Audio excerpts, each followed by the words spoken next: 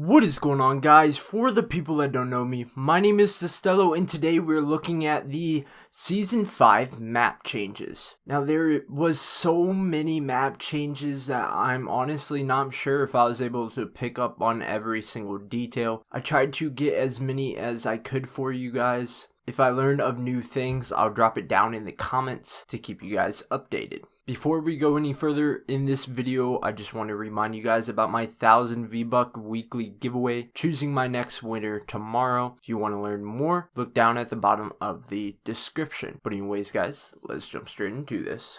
Just for old time's sake, I'm going to start over at the Dusty Divot, probably the last map change that we're really going to see over here. But of course, it's very visible that the vegetation has completely taken over. If we get a closer look, we can now see ponds around the outside of Dusty. There's like 4 of them, I believe, which is pretty cool. Everything's kind of been abandoned, slowly decaying. There's vines growing everywhere, just altogether breaking down. Then in place of the meteor is now a giant tree, which is really cool. I almost wish that they would have kept the meteor there, just to remind us of Season 4 in some way or another. Now, of course, the new area, which I'm sure everybody knows of by now, and which has taken place of Moisty. It's a new, desert biome, I would say. Of course, there's sand covering all of it. There's new hills. You can see the newly paved road. Get a closer look. There's new different types of trees that we haven't seen before. There's cacti. But it's definitely visible that there's a lot more areas here. One, of course, is the racetrack. In Season 4, when we saw this, it was dirt.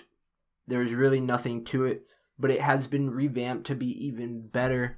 We have the different buildings that are now located around the track. The main building, and then we also have a spectators building and a mechanics building. Now, one of my favorite parts about this new track is that it actually works as a race car track. You can race your friends on it with the new vehicles that they have added into the game. Now, moving on a little bit into the new biome, we are now seeing a diner there. It has a cute little shake sign, which is pretty cool. And then the biggest area that has been added to it is like a little city, little town area. Has a bunch of modern homes, even has the modern hotel, even has a paradise sign out front, which makes sense. It seems just, the newest looking area on the map now. Of course, like I mentioned, the hotel, it's super cool. Each floor seems to be a new room. And of course, with this new area, we're going to see a lot more chest spawns than we did in Moisty. Now, I feel like this area could be a big point of interest now. I still think that Tilted Towers is going to rule it all, just simply because it is still in the middle area of the map. Now, a little further towards the top corner, we have a new scrapyard area. Just like Junk Junction, but a lot smaller, not nearly as much metal. Hey, maybe we'll see that gain more metal as the weeks go on and we see more changes.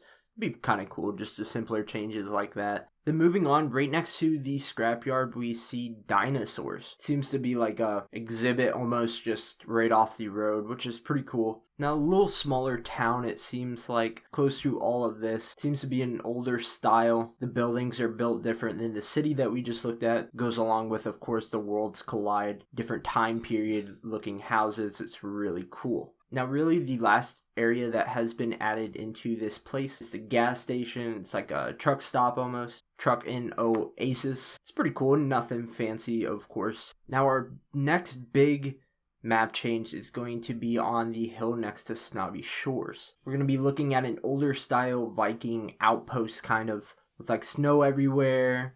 The nice waterfall. And of course, we can't miss the giant ship. That is super cool.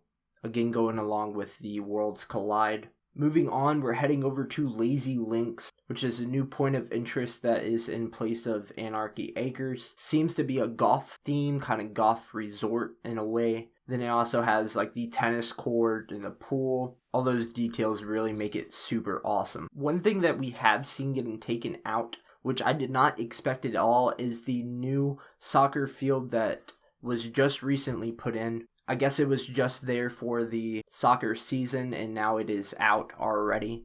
Then I also found the NOMS sign located in the upper right hand corner of the map.